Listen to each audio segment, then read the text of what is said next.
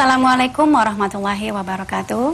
Alhamdulillahirabbil alamin wassalatu wassalamu ala asrofil anbiya wal mursalin sayyidina Muhammadin wa ala alihi wa ashabihi ajmain amal ba'du.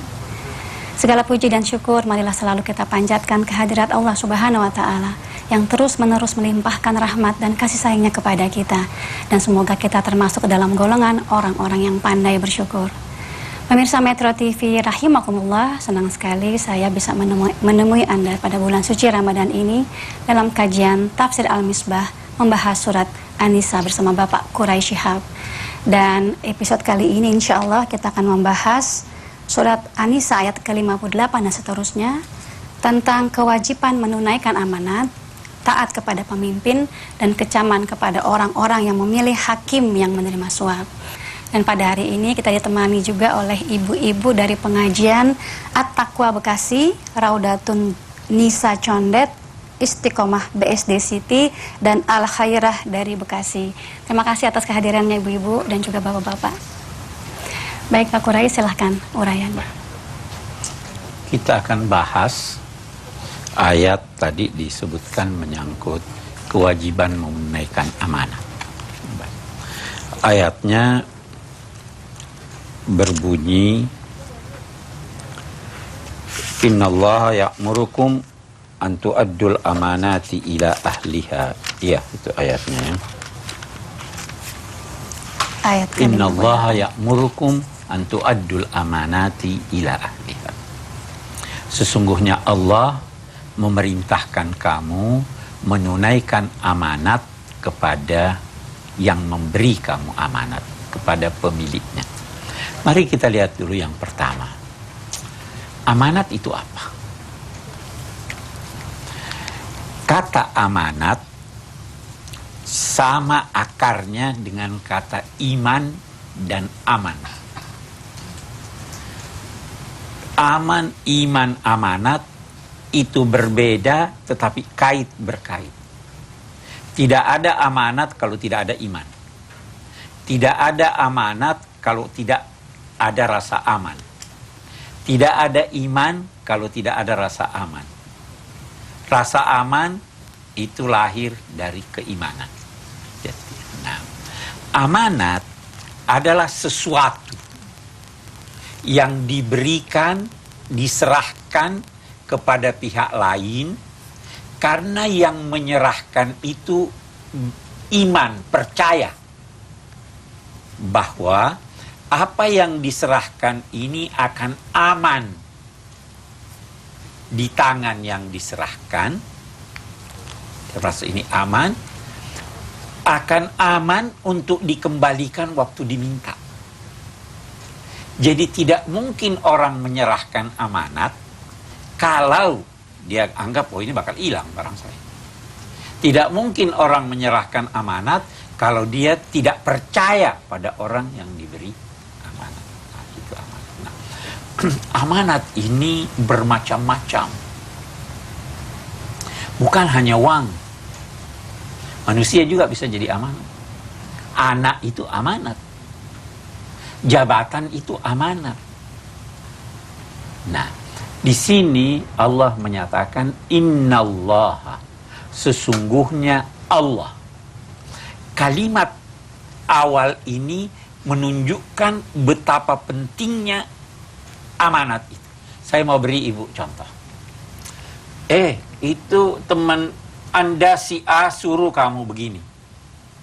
Yang mana kira-kira lebih kuat kalau saya berkata, ayahmu menyuruh kamu begini. Yang mana yang lebih kuat itu? Ayah. Teman kita sama-sama aja. Oh, ayahmu. Sekarang yang di sini yang dia katakan, siapa yang menyuruh itu? Allah.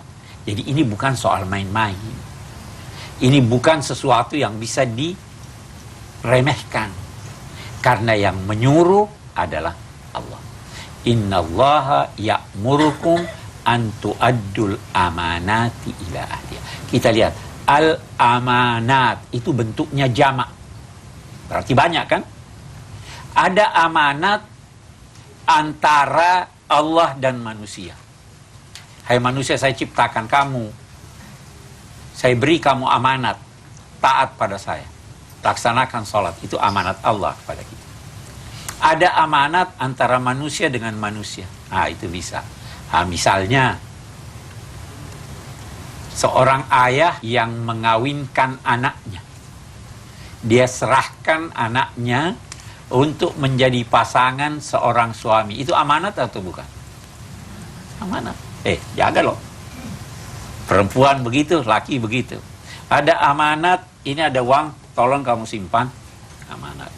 Jabatan. Jadi banyak sekali amanat. Ada amanat yang kita lahir sudah bawa amanat itu. Sampai mati. Ada amanat yang kita terima setelah itu. Nah, apa yang kita terima setelah itu terserah Anda. Anda bisa tolak, bisa terima. Saya beri contoh. Ini ada buku. Tolong disimpan ya, amanat buat Anda. Sekarang, kalau mau simpen, artinya Anda menerima amanat. Bisa enggak Anda tolak? Oh maaf dong, saya tidak ini. Bisa kan ditolak itu? Bisa ditolak. Ini ada uang, tolong sampaikan pada si A. Ini ada jabatan, kamu mau enggak menerima jabatan ini? Bisa terima, bisa tolak enggak? Bisa diterima, bisa ditolak. Oke. Nah, sebelum Anda menerima amanat itu, pikir-pikir dulu. Anda mampu atau tidak? Kalau tidak mampu, jangan terima. Bagaimana kalau Anda mengajar ini, memasak? Saya diminta nih mengajar masak-masak. Kalau saya bilang, oh iya, itu berarti saya terima amanat. Oh maaf, saya tidak bisa. Jangan terima amanat kalau Anda tidak mampu. Kalau Anda sudah terima amanat, Anda harus konsekuen. Karena itu, kalau menerima amanat, harus kerja keras. Itu amanat. Innallaha ya'murukum an tu'addul amanati ila ahliha. Baru lanjutannya apa? Wa idza hakamtum bainan nas an tahkumu bil adl. Dan kalau, lihat, kalau kamu memberi putusan di antara manusia, Allah memerintahkan kamu untuk memberi putusan dengan adil. Kita garis bawahi. Kalau waktu amanat ada enggak kata kalau? Tidak ada. Karena kita otomatis sudah menerima amanat yang ini tadi. Saya tidak ada kata kalau. Tapi untuk menghukum, memberi putusan, itu kalau. Karena ada orang yang tidak berwenang memberi putusan. Saya kira itu. Baik Pak Kores. Pemirsa, ada dua amanat yang kita terima. Pertama yang kita bawa sejak lahir, dan kedua yang kita terima setelah kita lahir. Kita masih akan mendengarkan kajian dari Pak Quraisy, tapi setelah pesan-pesan yang berikut ini. Tetaplah bersama Tafsir Al-Misbah, mengenal surat An-Nisa bersama Bapak Quraisy Shihab.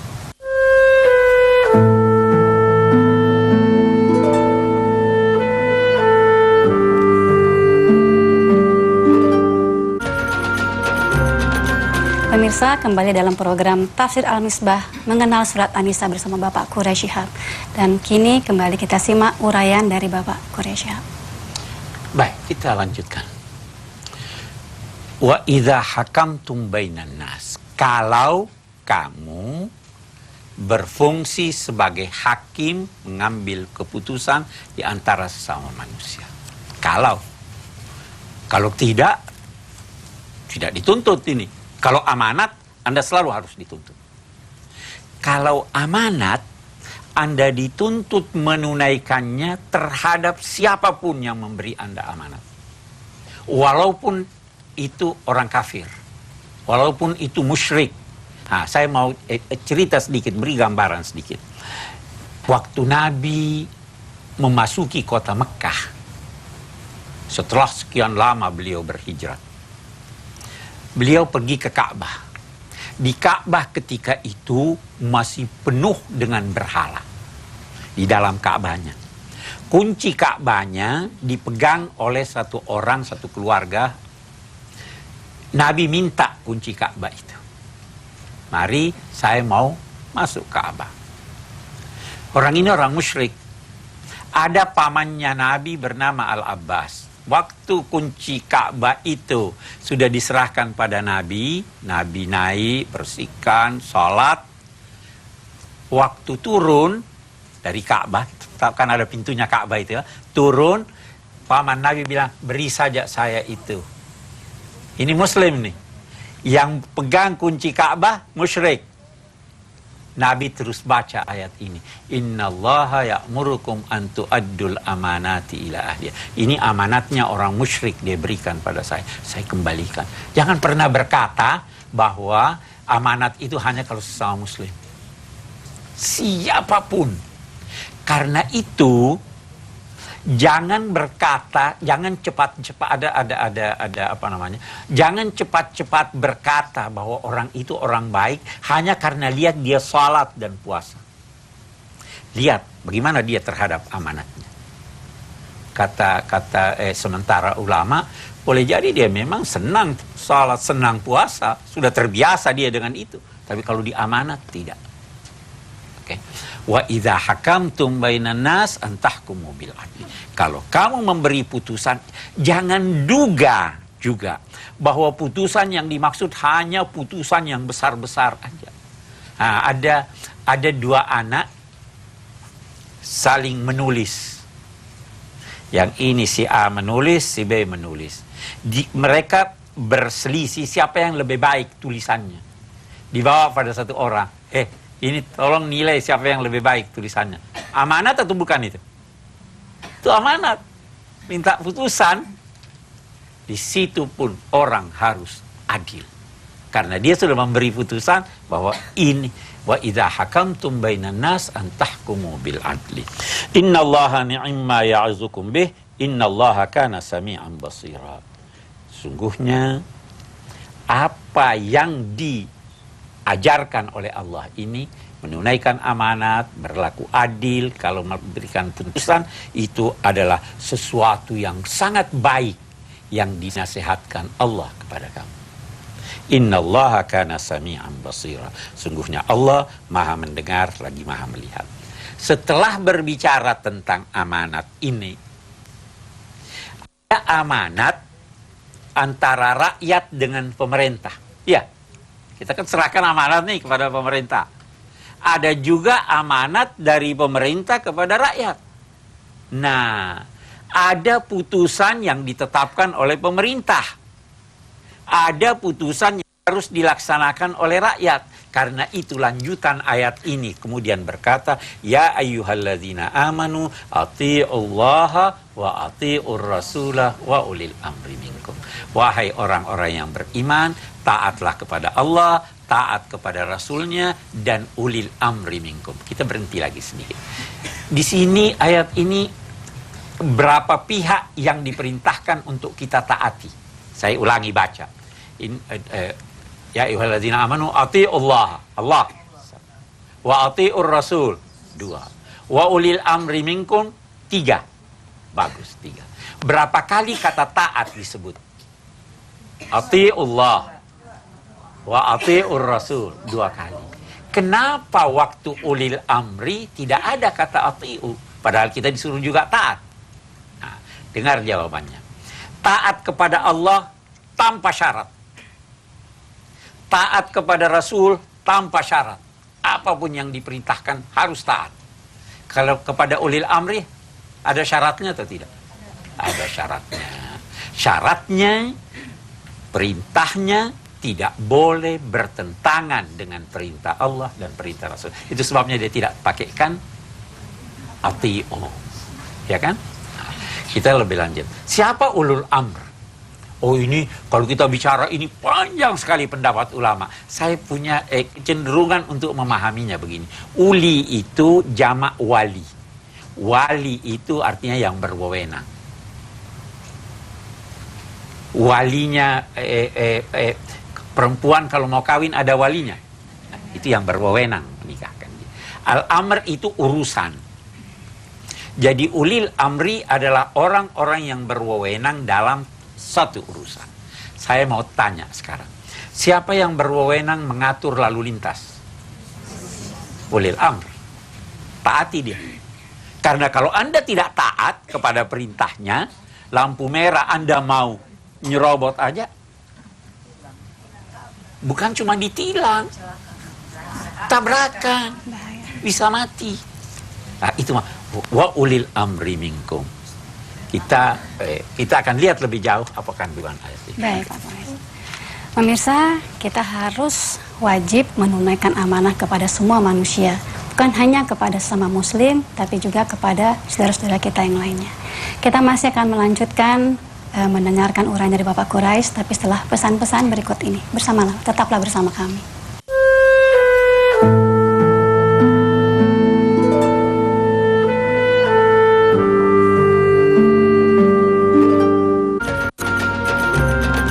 Pemirsa, kembali dalam program Tafsir Al-Misbah mengenal surat An-Nisa bersama Bapak Quraisy Shihab. Dan kini mari kita simak kelanjutannya. Baik, kita lanjutkan. Ati'ullah wa ati'ur rasul wa ulil amri minkum. Taat kepada Allah. Cerminannya sekarang ini ketaatan kepada Allah, taat kepada Al-Quran.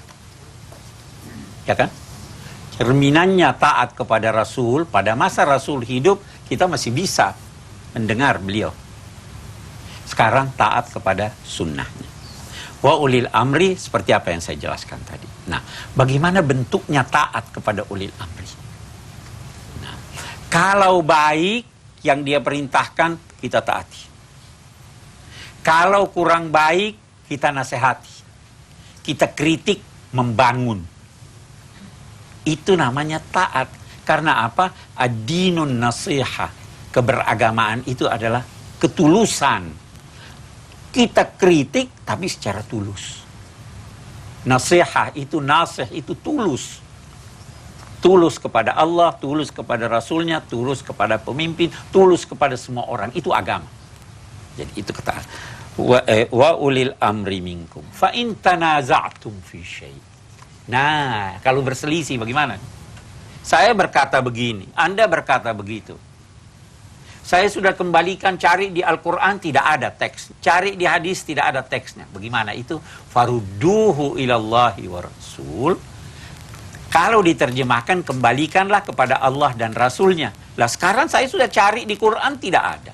Di hadis tidak ada. Kembalikan kepada Allah dan Rasulnya, artinya lihat nilai-nilainya apa. Saya ambil contoh. Minuman keras ada hukumnya dalam Al-Quran, ya. Narkoba ada enggak? Tidak ada. Kita lihat nilai-nilainya. Oh, itu minuman keras terlarang karena memabukkan ini. Oh, ini juga memabukkan. Rokok gimana? Nah, bisa beda pendapat lagi kan? Kita lihat nilai-nilainya. Merugikan kesehatan atau tidak? Dan sebagainya. Ya, kalau kamu berselisih, kembalikan kepada nilai-nilai yang kamu temukan dalam Al-Quran dan Sunnah. In kuntum tu'minuna billahi wal yaumil akhir. Kalau memang kamu beriman kepada Allah dan hari kemudian, pasti kamu laksanakan ini. Kalau kamu tidak beriman, itu soal lain. Zalika khairun wa ahsanu ta'wila. Yang demikian itu adalah yang baik dan lebih baik akibatnya, lebih baik cara untuk kembali kepadanya. Nah, ayat berikutnya ini berbicara. Saya gambarkan dulu ceritanya kira-kira begini.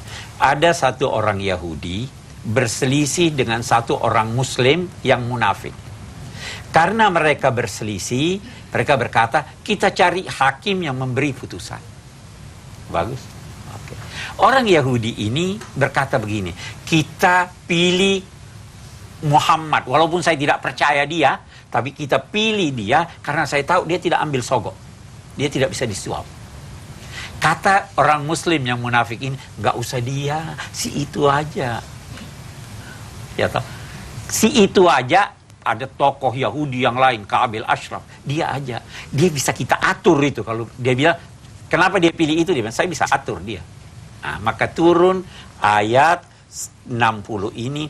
Alam tara ilal ladzina yaz'umuna annahum amanu bima unzila ilaika wa ma unzila min qabli. Yuriduna ayyatahakamu ila taghut. Wa qad umiru ayyakfuru bih. Tidakkah kamu memperhatikan? Tidakkah kamu melihat orang-orang yang menyangka dirinya, orang-orang yang menyatakan dirinya bahwa mereka telah percaya kepada apa yang diturunkan kepadamu, yakni Al-Quran. Percaya juga kepada apa yang diturunkan, kitab suci yang diturunkan sebelum turunnya Al-Quran. Tetapi mereka itu ingin mengambil hakim at-taghut. At-taghut itu adalah segala sesuatu yang melampaui batas kewajaran. Nah, yang wajar dalam memberi putusan adil. Ya, kalau sudah tidak adil, tidak wajar. Yang melakukan yang tidak wajar ini dinamai taghut. Melampaui batas. Lihat, kamu tidak perhatikan itu ada orang. Nah, ini tadi. Muslim tapi munafik. Dia ingin untuk mengambil hakim orang-orang yang melampaui batas.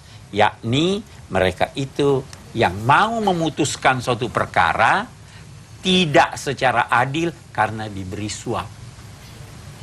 Ini ayat kita bicara. Rupanya penyakit ini dari dulu ada ya. Waqad umiru ayyakfuru bih. Padahal mereka sudah dilarang secara tegas. Jangan mengikuti cara itu. Ingkari itu. Tolak hal yang semacam itu. Wa yuridu syaitan ayyudhillahum dhalalan ba'ida. Sebenarnya setan juga mau untuk menyesatkan mereka kesesatan yang jauh. Apa maknanya? Orang yang melampaui batas keadilan sebenarnya itu dipengaruhi oleh setan. Setan yang mengajak dia sehingga sesat jalannya. Itu yang dimaksud wa yuridu syaitan ayyudhillahum dhalalan ba'ida, menyesatkan mereka, dan kesesatannya itu kesesatan yang jauh. Saya mau beri contoh ini, kesesatan yang jauh. Saya jalan di suatu tempat. Tiba-tiba saya belok kanan atau saya belok kiri. Mestinya saya belok ke kanan. Baru beberapa langkah saya sadar, oh saya salah. Itu namanya sesat yang dekat atau sesat yang jauh itu? Masih dekat kan? Oke, ini ada satu orang jalan ke kiri, ke kanan, ke kiri, kanan, kiri, kanan, udah sampai di ujung. Waduh, sudah sekian kilometer kita mestinya di sana. Itu namanya sesat yang jauh. Nah, setan itu mau menjadikan orang ini sesatnya sesat yang jauh. Karena kalau sesat dekat, dia masih bisa segera untuk kembali. Mau. Karena itu, ada yang dinamai oleh Al-Quran langkah-langkah setan. Dia itu melangkahnya hanya satu langkah dulu. Begitu Anda melangkah satu langkah, dia melangkah lagi. Sampai akhirnya Anda terjerumus. Sampai akhirnya yang dia sesatkan ini jadi setan seperti dia. Baik. Baik, Pak Kuras, kita akan lanjutkan lagi. Pemirsa, taat kepada Allah adalah taat kepada Al-Quran. Taat kepada Rasulullah, taat kepada sunnahnya. Dan taat kepada ulil amri adalah ada kritik membangun dengan tulus. Kita masih akan bertemu lagi, akan memberikan kesempatan kepada para jemaah kita untuk bertanya, tapi setelah pesan-pesan berikut ini. Tetaplah bersama kami.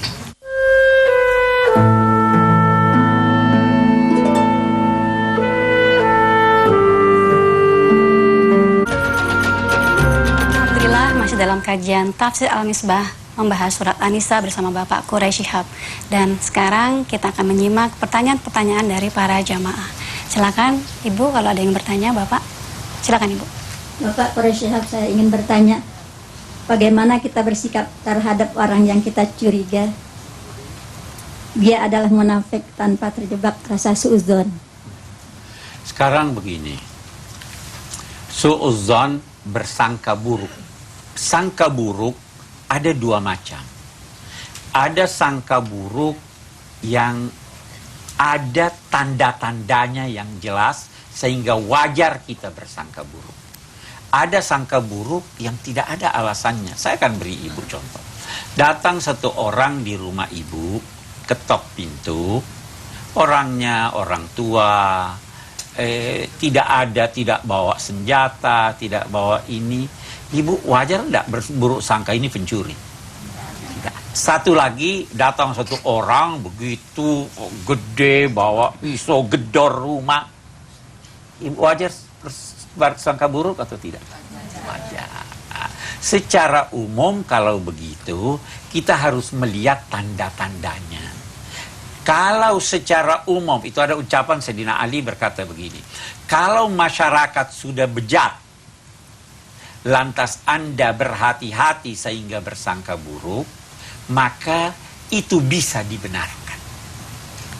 Karena kalau tidak, Anda bisa tertipu. Tetapi kalau masyarakat itu baik, lantas Anda masih mau bersangka buruk, maka itu berarti Anda menzalimi orang. Ini rumusnya begitu. Kalau memang ada satu orang dikenal orang baik-baik, tidak wajar untuk bersangka buruk. Nah, itu sebabnya di dalam Al-Quran dikatakan bahwa inna ba'dadh-dhanni itsmun. Sebahagian dari sangka buruk itu dosa. Dikatakan sebahagian. Nah, tapi ada sebagian yang lain yang wajar orang. Saya kira begitu ya Bu ya. Jadi kita lihat tanda-tandanya. Baik, penanya berikutnya. Bapak, jika ada hukum di satu negara yang bertentangan dengan hukum yang ditetapkan oleh syariat Islam, mana yang bisa kita ikuti? Mana yang Harus kita ikuti? Satu negara bertentangan. Ini sekarang saya ingin beri contoh. Silakan duduk. Saya akan beri Ibu contoh ekstrim. Kalau seorang Muslim tinggal di negara non Muslim, ada ketetapannya yang bertentangan dengan hukum syariat, apa yang harus dia lakukan? Di luar kemampuannya, ya kan? Nah, jadi begini Bu,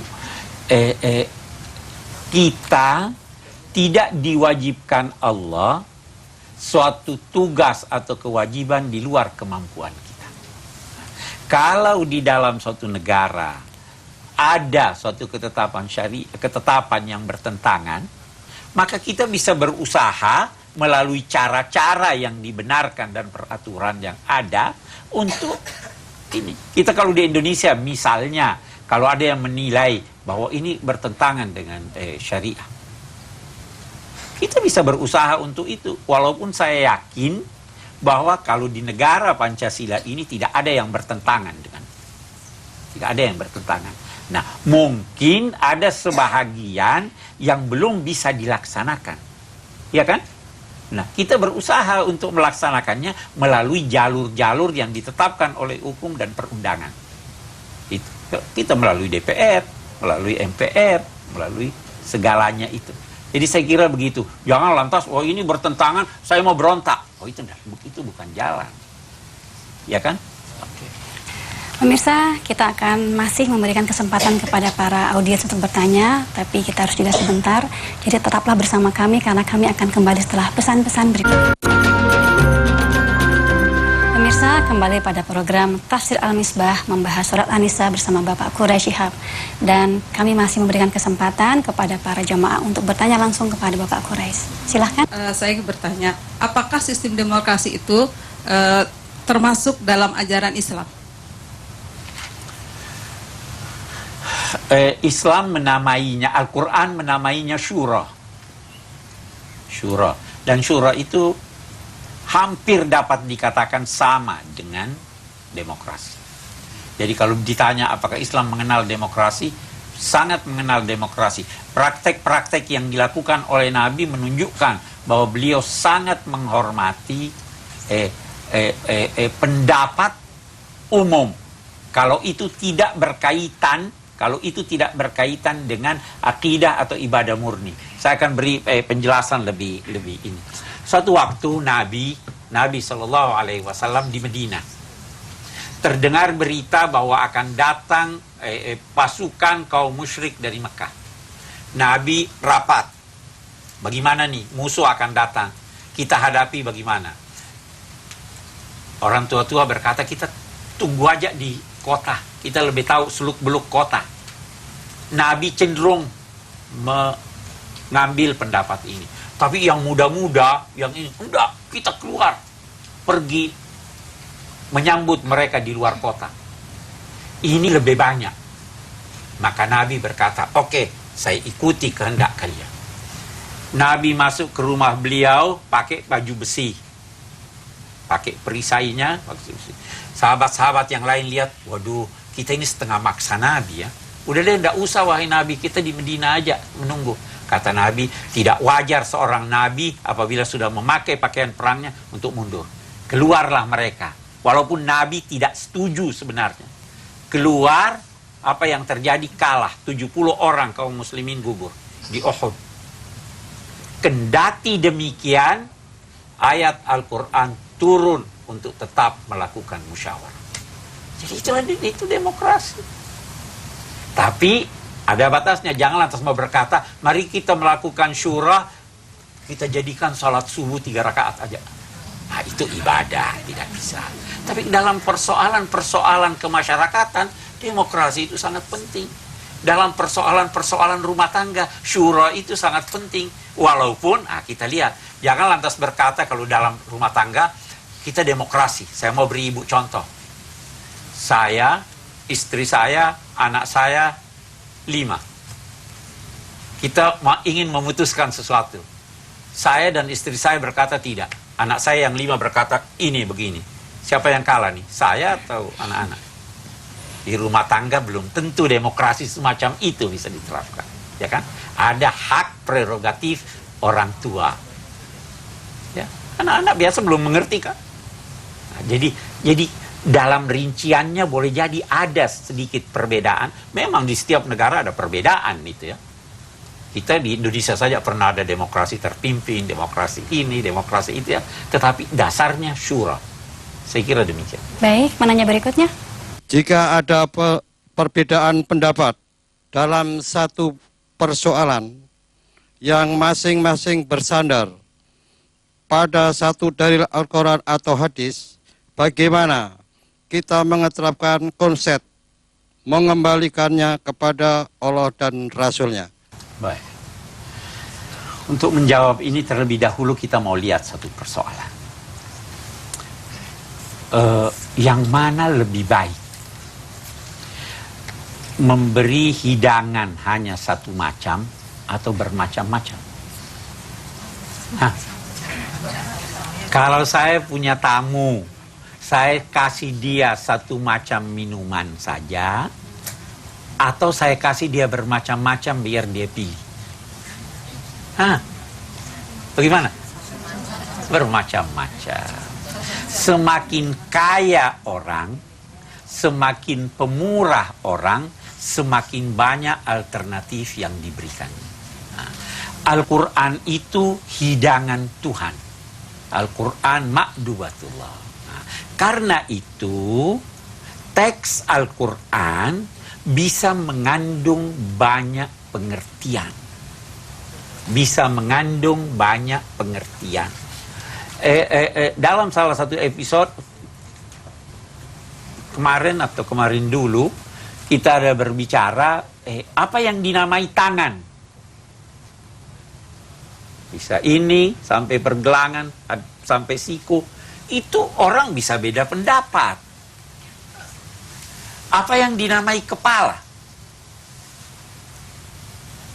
Kalau kita berwudu disuruh membasuh kepala, apa semuanya? Rambut itu kepala atau tidak? Coba lihat. Sehingga timbul perbedaan pendapat dalam penafsirannya. Jadi, kalau semua merujuk kepada Al-Quran dan teks Al-Quran itu bisa menampung pendapat tersebut, maka kita pilih apa yang paling menenangkan hati kita, dan kalau orang lain mau memilih yang lain, silahkan. Saya kembali kepada contoh saya. Kalau tuan rumah menyodorkan kopi, teh, air putih, air jeruk, salahkah yang memilih air jeruk? Salahkah yang memilih kopi? Beda kok, kenapa tidak salah? Karena memang itu disiapkan oleh tuan rumah. Allah memang menyiapkan dalam Al-Quran sekian banyak kemungkinan makna. Maka itu tidak perlu kita ini. Terus ada lagi satu rumus yang lain. Kalau perbedaan-perbedaan ini bisa menimbulkan perpecahan, maka disitulah peranan pemerintah. Itulah atiullah wa ati'ur rasul wa ulil amri minkum.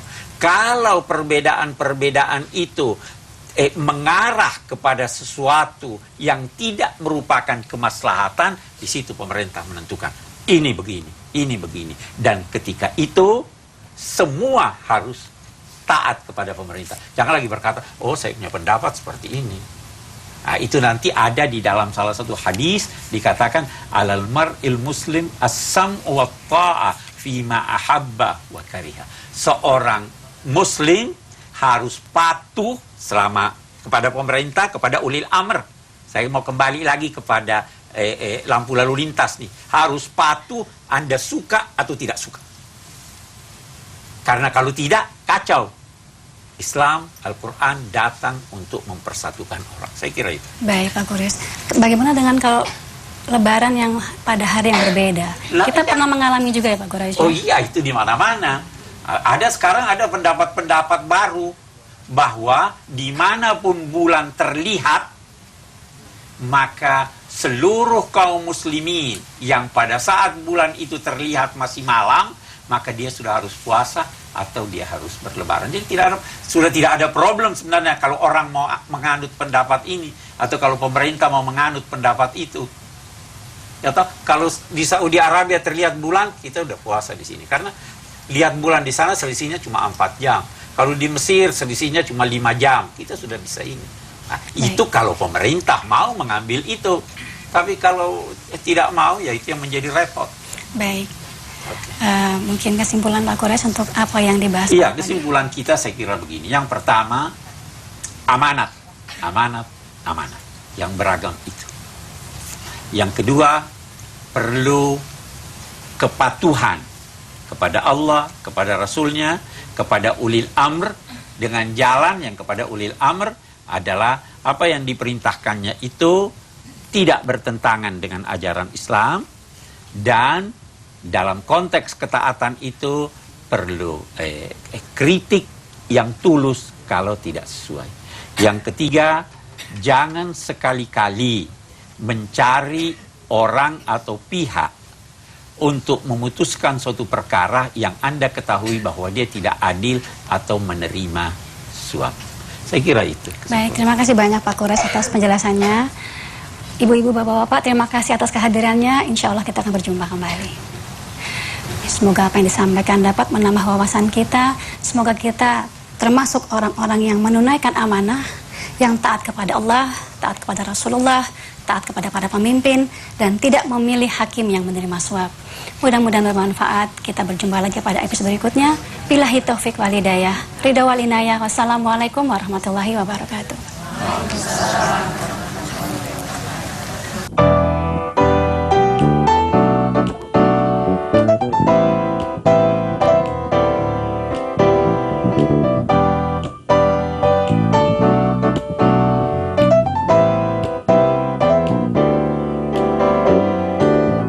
Hatiku berharap mungkin engkau kan berubah, bisa mencintai aku seperti hatiku padamu. Hujan badai kan ku tempuh, bintang di langit kan ku raih. Bila harus ku kan merayu untuk cintamu bagiku. Cintamu telah menjadi candu, cintamu telah membuatku membisu. Cintamu oh seindah lagu, membuatku tak bisa berpaling darimu. Oh, kau adalah belahan jiwa, ku tahu itu sayang sedari dulu. Kau cinta yang hembuskan aku, surga dunia di sepanjang nafasku. Kau adalah belahan jiwa, aku cinta kamu sedari dulu, dan aku takkan berpaling darimu, sayangku.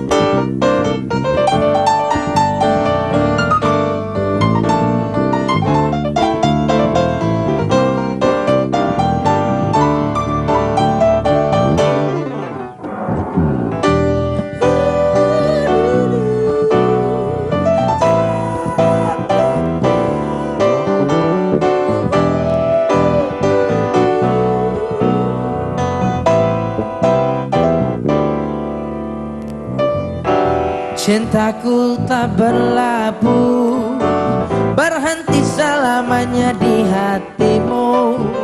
Takkan ku kayu menjauh, biar ku rapatkan cintaku padamu. Cintamu telah menjadi candu, cintamu telah membuatku membisu.